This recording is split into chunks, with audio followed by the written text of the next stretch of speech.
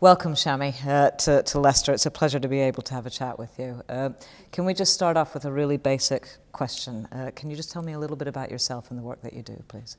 So my name is Shami and I'm the Director of Liberty, which is the National Council for Civil Liberties. This is, I suppose, this country's leading domestic campaign for human rights for everybody in the country. It's regardless of citizenship, race, religion, gender, sexuality, for every human being in this country. We're attempting to campaign for their rights and freedoms. We do it via the courts, via Parliament, via the popular media, that's old media and new media.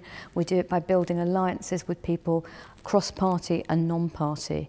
And it's, you know, it's been my job for over 11 years now, and it's an enormous privilege.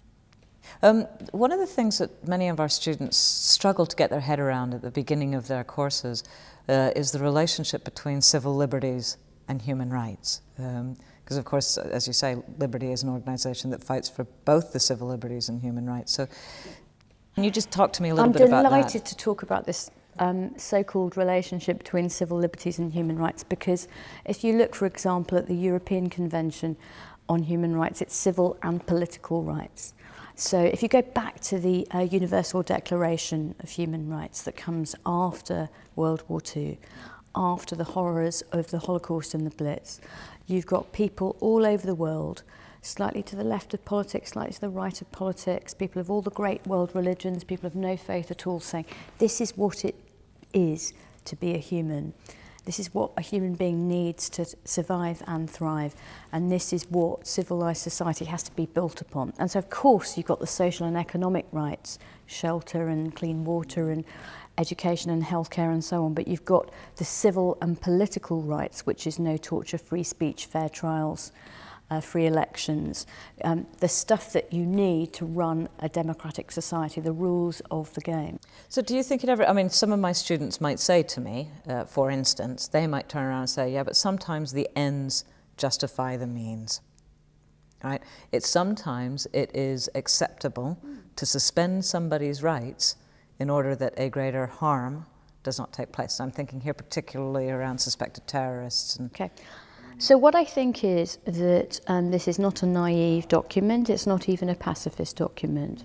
And so there is ample opportunity within the rights and freedoms and the qualifications on the rights and freedoms set out in the Human Rights Act, which is so under threat, to interfere with people's rights and freedoms in a manner that is proportionate to other people's rights and freedoms.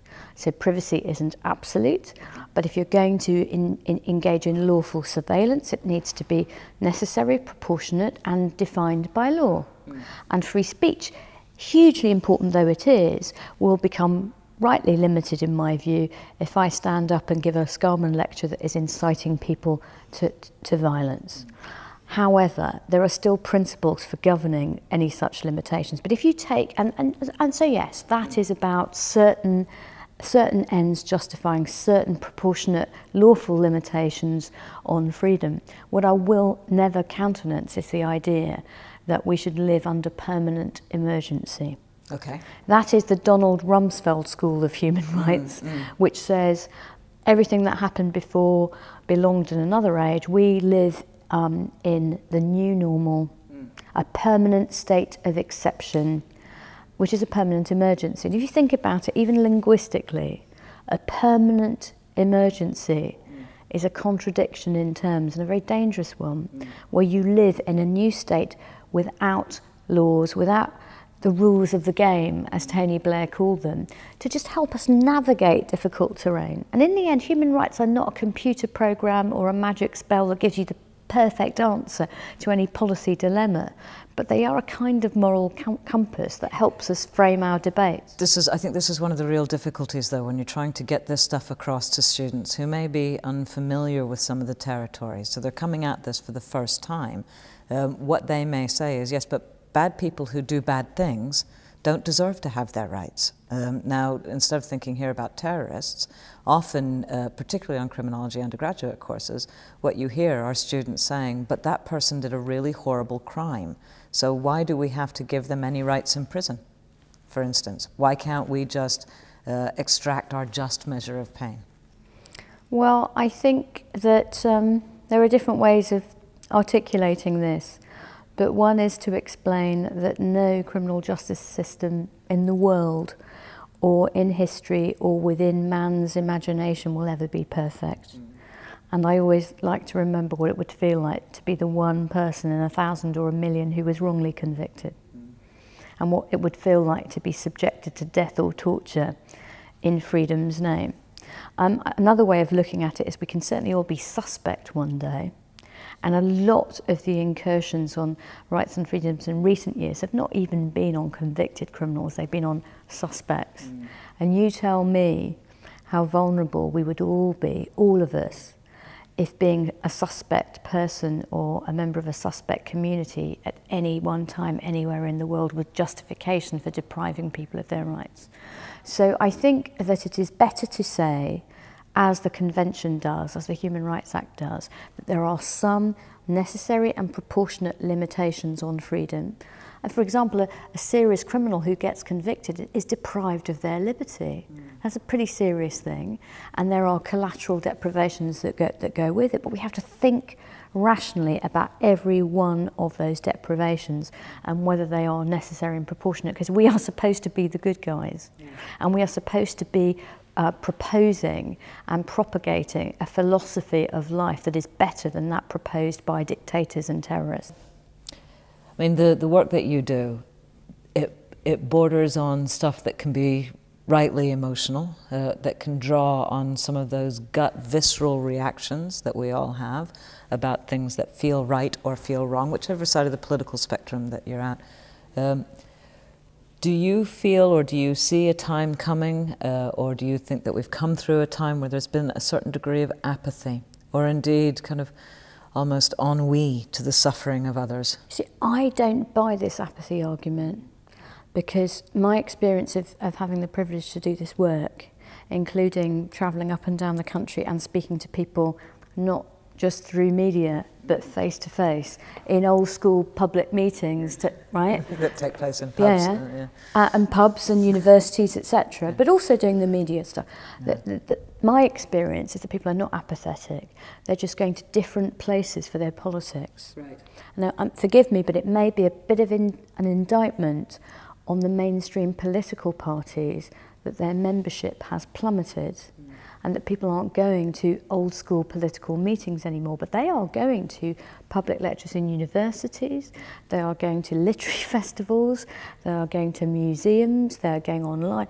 They are not apathetic, they're just distrustful of political elites. I mean, one of the things that I often think about is the world that I probably am sounding like a grumpy middle-aged woman now at this point, but the world that I look around and see now is a world that has some really thorny challenges, particularly because of social media, because now the globe can be understood and known about in a way that it couldn't be 20, 30 years ago. So for instance, many of our students will know about Boko Haram, they'll know about the kidnapping of all the girls there and what's happening there, they'll know about ISIS, they'll know about all of the threats that are out there on a global level. The internet is like the printing press, which I'm sure in its time was considered a terribly dangerous thing. Oh, it was, yeah. Right? And so the internet is on the one hand incredibly dangerous, but also hugely democratic. And in the end, I think that human beings are slightly better than not, and it's better to eat from the tree of knowledge than to live, in the Garden of Eden. Right? Forgive me, that's my prejudice.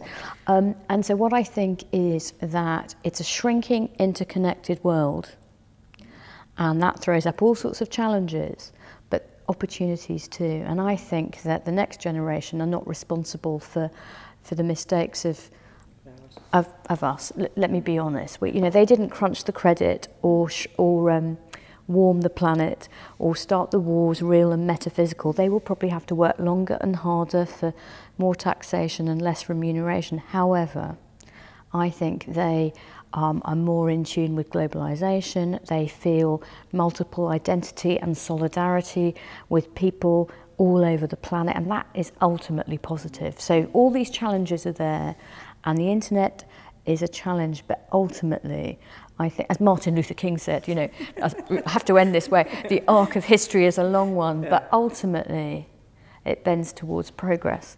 Yeah. I think we'll stop there. Thank you very much, Shami. Thank you.